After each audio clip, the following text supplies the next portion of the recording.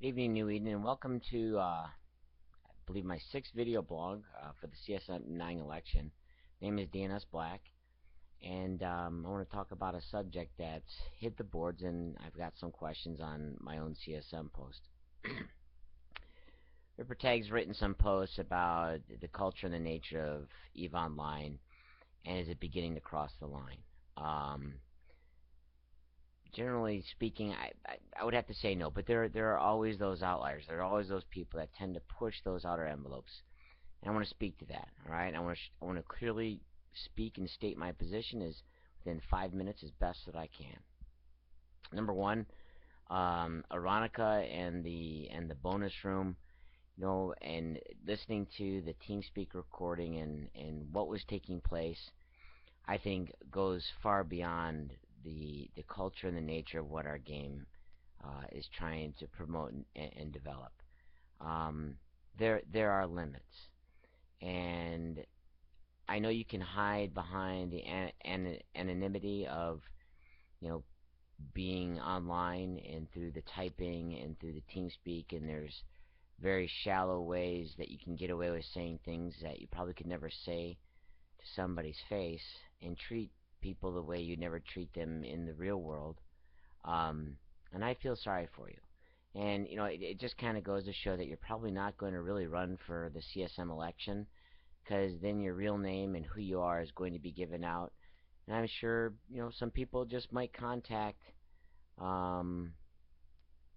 people within your community or even your bosses to share what you've done with that person on TeamSpeak. So believe me, what I think you did was wrong. I think it was way beyond the scope of what we're trying to accomplish. And I'm usually I am a defender of the sandbox. And when players take it to the extreme levels that we begin to have these discussions, when we can be having discussions about some really unique gameplay, I don't think it's healthy for us as a game or as a community. And you need to check yourself. You need to really seriously check yourself and think about what you're doing, because there are those limits. And in your little followers and everyone there that was having fun doing it, maybe you guys need to seriously take a look inside. If I were you, I'd be a little bit embarrassed, to say the least. Second thing I want to address is I want to address Jester, Ripper Tag. Ripper, I'm big fan. You know that, and I think you overstepped your use of the written word in using terms improperly to stir up an emotional response. Coming from somebody that did that to get CCP to look at something that was destroying the sandbox, I respect your efforts to take the events that you listen to and begin to draw our attention to it. But I think I draw contention with the term torture and in equating something like this to child abuse or spousal abuse, and trying to draw correlation to them, because frankly I think both the individuals on that TeamSpeak, and this is my opinion, are morons. Alright, and that is the guy there thinking he's going to get something for nothing and remaining there to be verbally abused, and Aronica for continuing to pursue and persuade and manipulate and abuse a human being in real life. I think there's a responsibility on both parts. But when you try to equate that to real torture and to things that are done in real life, most of the time people that are being tortured can't get away. So I respect you drawing our attention to this happening, and our game, which is the medium that brings human beings together, being the place that allows human beings to draw others out in a non EULA or TOS terms of service arena to abuse or haze or do the things that we heard in those comms. I'm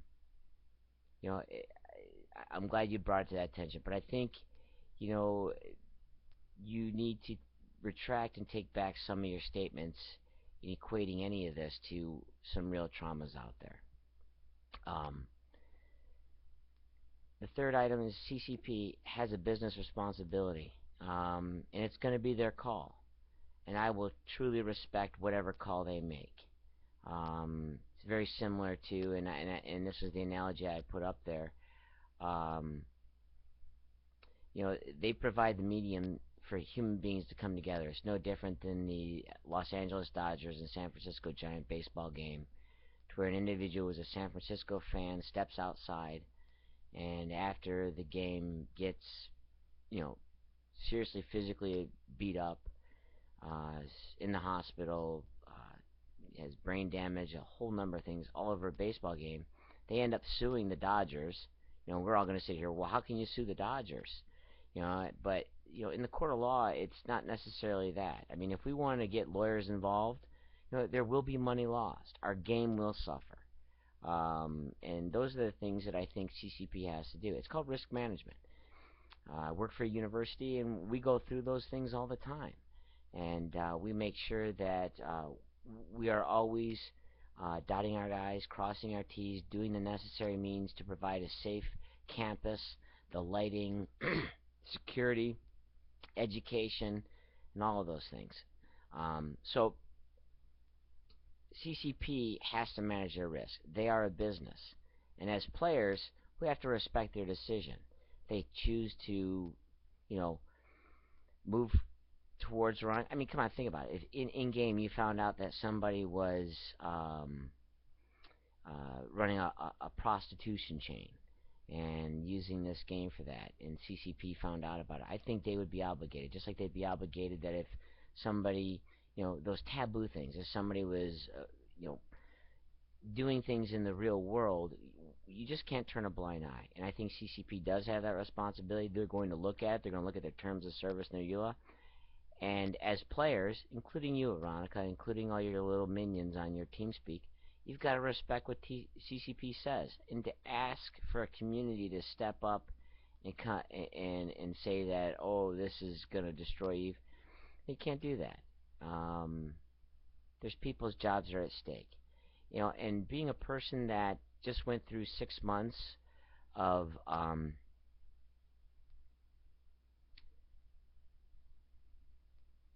advocating and trying to help somebody prevent themselves from committing suicide, I did everything I could. I don't think there's a person there on the GM staff that needs to go through the emotional highs and lows that I go through. And if a player that's using CCP's games is driving another human being to reach those levels that they may consider that, the employees at CCP, I know what they might experience. I know what they have the potential of experiencing. I'm going through it. Did I do enough? Should I have done more? Did we do everything we could to help that human being not make a bad decision? So, and if it's us, the players, that are putting those GMs in those positions, then shame on us. And I have no problem with a company drawing the line on me, saying that's enough. I draw the line on my comms all the time. I manage and I take care of my little group of players that we enjoy playing the game together, and I do have lines that I draw. Punishment then is going to be up to CCP. I think that if they come down and they say, listen, this has to end, and people continue to do these things, then you need to suffer the consequences, because CCP has to protect themselves as a business. We only own 2% of the EULA and the terms of service. And if you don't like the decision CCP makes because you can't abuse people and draw people out, what is this, Eve's Craigslist? Is that what we're going to call it now? So we can bring people out and do things to them? No. So, if you don't like that, then you know what? Unsubscribe. That's your right, Veronica. You can basically stop subscribing, and anybody, all your supporters, they can stop subscribing. But it's going to be based on the ruling. It's going to be based on the ruling, and those are business decisions, and we have to accept those because they're a gaming company. So, that's what I'm looking for. And I think CCP has to take into account all the human beings that may be involved in this. You know, the two morons on the comms, the GMs that are going to go through the emotional highs and lows if somebody does decide to physically harm themselves, and their game is responsible, their company is responsible. I think those are things we don't ever want to face. No human being should have to go through that. And if you'd ever like to get on my comms and hear some of the stories that I went through the last 8 months, 6 to 8 months, um, it's something I don't ever want to have to go through again. Um, so then I'm always proactive. I'm looking for solutions, looking for a way that we can make our game better.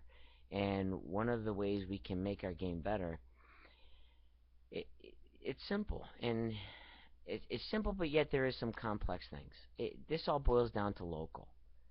Um, I think local should be turned off at the initial start of the game. You know, you have constellation chat, you have regional chat that you don't even know turns on. That's an option. I think local has to be one of those options also.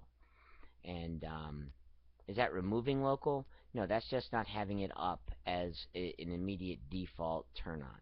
That's a simple solution.